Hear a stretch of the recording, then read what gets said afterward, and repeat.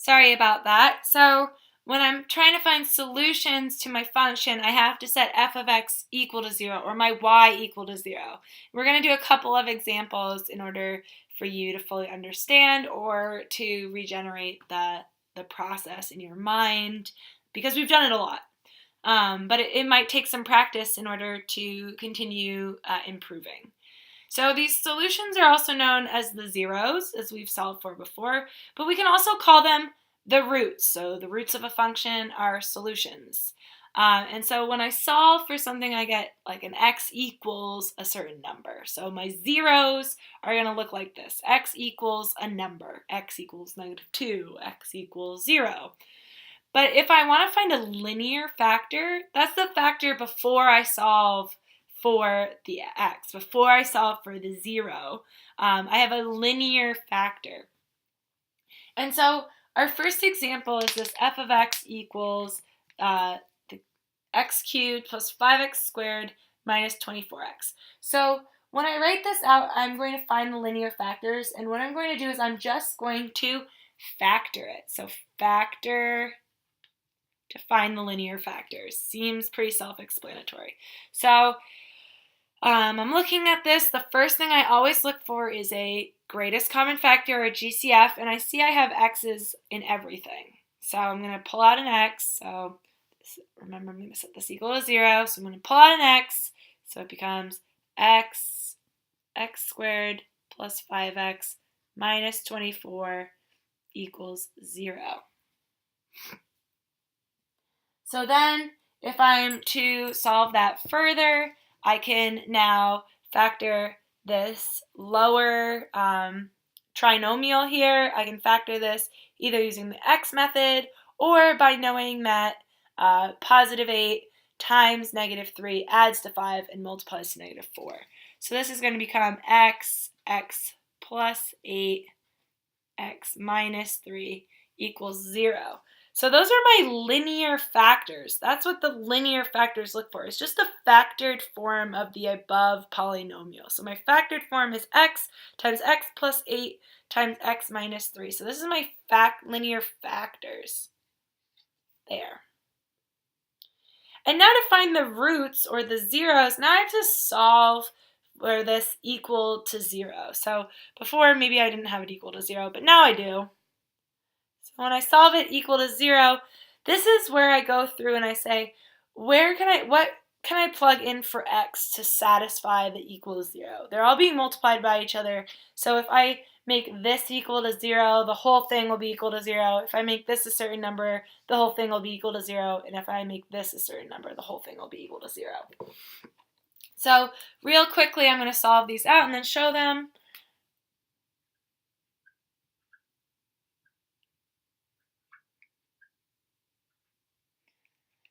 So my zeros would be at x equals 0, because if x equaled 0, the whole thing would be equal to 0. X equals -8, because -8 plus 8 is 0, which then 0 times everything would be equal to 0. And then x equals 3, because 3 minus 3 equals 0. So those would be my roots of my polynomial above. So the linear factors are next to the star, and then my zeros or my roots are 0, -8, and positive 3, and I could rewrite that as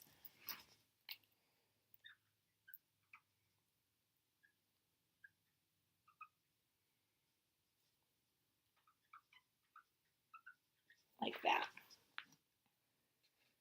So those would be my zeros. So I want to do 2 examples with you, and the rest I'm going to have you do for homework. So I'm going to have you do 2, 3, 4, and 6 for homework. And I'm going to go over 1 and 5 for you. So what we're doing here is we're finding the zeros by factoring. So the first thing we're going to do is factor. So I have x cubed plus 3x squared minus 10x. The first thing I do, remember, step 1, is there a GCF? And there is. There's x goes into all of those, all 3 of those terms. So I can pull out an x. It becomes x squared plus 3x minus 10. Now I have a factorable trinomial. So now I can factor again. So I factor out this trinomial, it becomes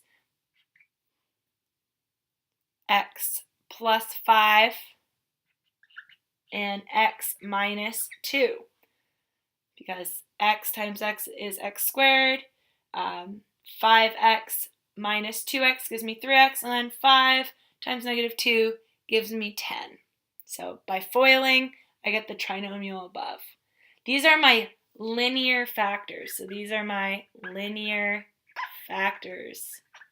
But I need to take it one step forward, and now I need to find the zeros. And I set the equation equal to 0 to do this. And so now I have to find the values that x can be that will satisfy this as 0. So if this x equals 0 here, so if x equals 0, the whole thing would be equal to 0. Here, x plus 5 equals 0, x equals minus 5. Here, x minus 2 equals 0, so x equals 2. So I have x equals minus 5, 0, and 2 as my solutions for that problem.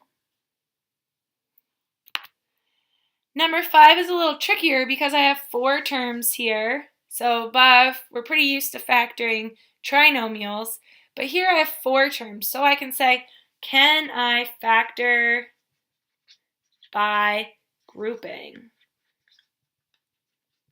So I looked for a GCF. There isn't one throughout all those terms. So can I factor by grouping? And I can.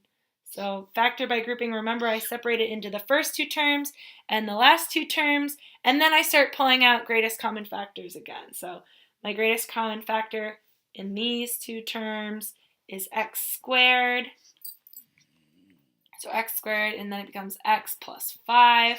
And then here, in these 2 terms, my greatest common factor is minus 9. So then this becomes x plus 5 like that.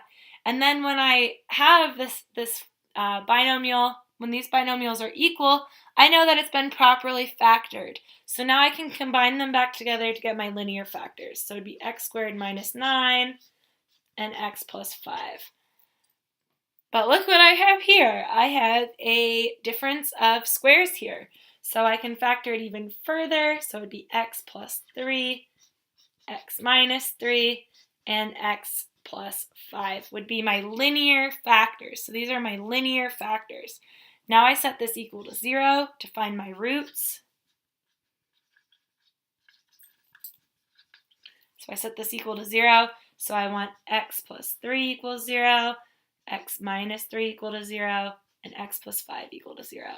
And the reason, again, why I'm setting each of these binomials equal to 0 is because when any of these equals 0, the whole thing will equal 0 because I'm multiplying all of them.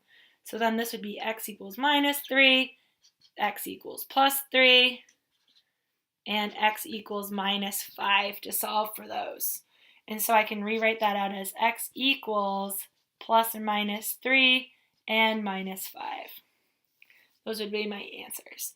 So I'll put up the answers for 2 through 4 and 6, and good luck with those. But before we leave, what I want you to do, or what I want to go over really quickly, is something new, and it's called multiplicities. And so a multiplicity of a 0 is the degree. And so what this means is that I'm just stating a multiplicity, and the reason why I do this is because it tells me what's happening with the graph at that specific 0 point.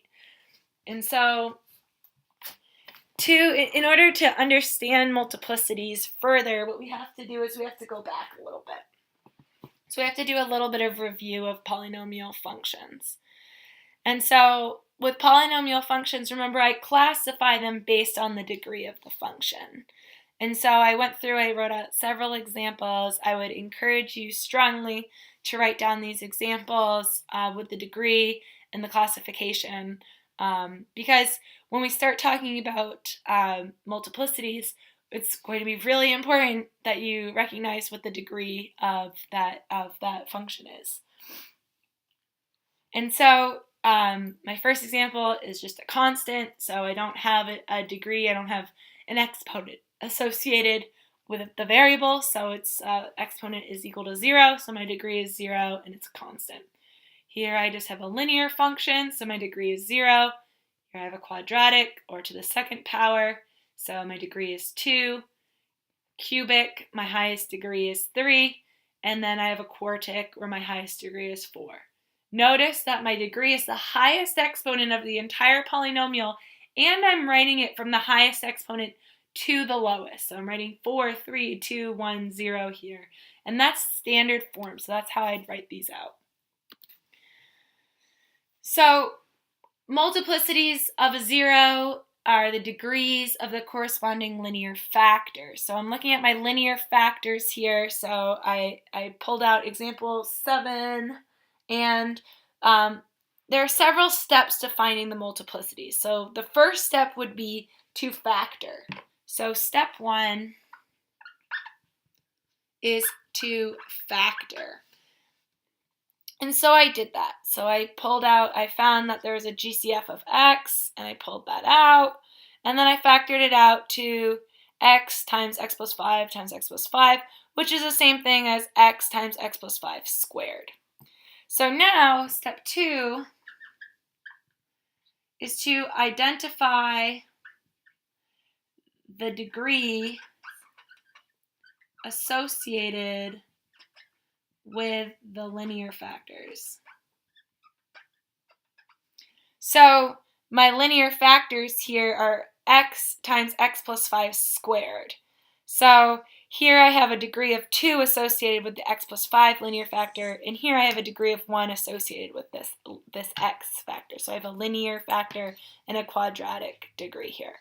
So those would be my degrees associated with my linear factors. So my linear factors being x and x plus 5 squared. And so when I solve this out for the roots, so I solve this out, I get x equals 0 here and x equals negative 5 here. Those are my roots, or my zeros. I write them out with my multiplicities next to them. So here I have x equals 0, and because it's a degree of 1, I have a multiplicity of 1. Here I have x equals negative 5, because if x equals negative 5 here, this whole thing would be equal to 0. And I have a multiplicity of 2. I have 2 of these factors. I only have 1 of this factor, but I have 2 of these factors. So the multiplicities are important in telling me how many of each linear factor I have. So it's kind of self-explanatory, but with a lot of words. So here I have a multiplicity of 2, or 2 of these x plus 5 linear factors, or x minus 5. I have 2 of those.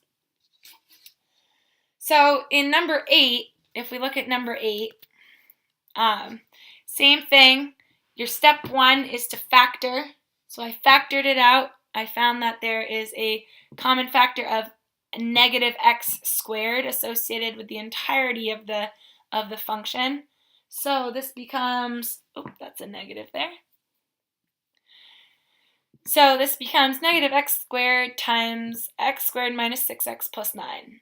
And then I factor out that trinomial, so I have negative x squared, and then x minus 3 times x minus 3. So now I identify the degrees that correspond with the linear factors. So these are my linear factors, x negative x squared and x minus 3 squared. So my degrees are 2 and 2. And so when I solve out for the roots, so this one would be x equals 0, I have a multiplicity of 2 here. So I have 2 of these factors of x equals 0, or 2 of these roots. And here, x equals 3. So these are my roots. X equals 3, x equals 0. And I have a multiplicity of 2 here as well. And so it seems like a lot. It seems like, why would I even need to do that? Why do I need to know? Or why is it important that I know that there's 2 of these linear factors, these x minus 3, as you can see above. There's 2 of them. So I have a multiplicity of 2. Just like I could write this out as negative x times x, there would be 2 x equals 0s there. Why does this matter? Well, it helps with graphing, of course. It all comes back to graphing. So if you look at the example below in the multiplicity and graphing, I'm trying to use this knowledge to graph this function. So I have f of x equals x cubed plus 4x squared plus 4x. And what I'm going to do is I'm going to try to factor it, and then I'm going to find the multiplicities.